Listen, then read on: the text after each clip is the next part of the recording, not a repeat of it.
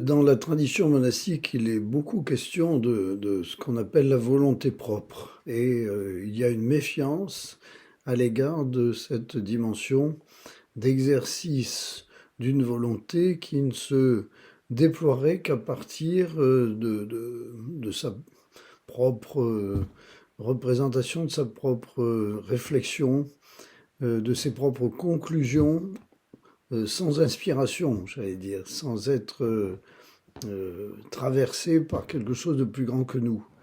Et cette volonté qu'on dit être propre, naturellement, en soi, la volonté n'est pas une chose mauvaise, au contraire une chose très bonne et très nécessaire.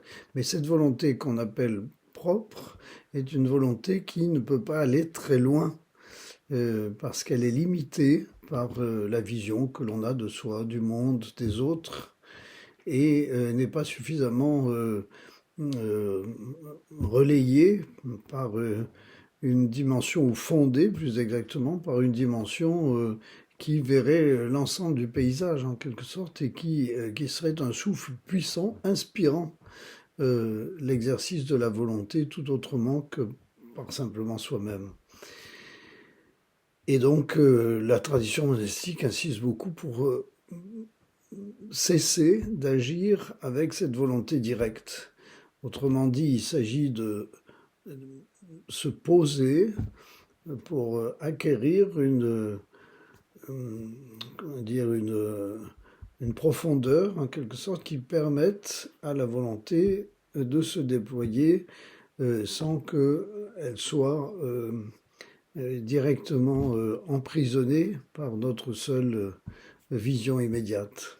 C'est un exercice difficile parce que spontanément, nous avons envie de prendre les choses en main et de vaincre directement ce qui est à vaincre. L'expérience prouve qu'en bien des cas, notre volonté ne suffit pas. Et même les gens volontaristes, qu'on dit être volontaristes, provoquent quelquefois des catastrophes sur eux-mêmes et sur les autres. Et il y a encore une fois une manière d'exercer la volonté, qui est une chose bonne en soi, qui peut être fructueuse dans la mesure où elle se laisse inspirer et n'est pas prisonnière d'une représentation trop étroite.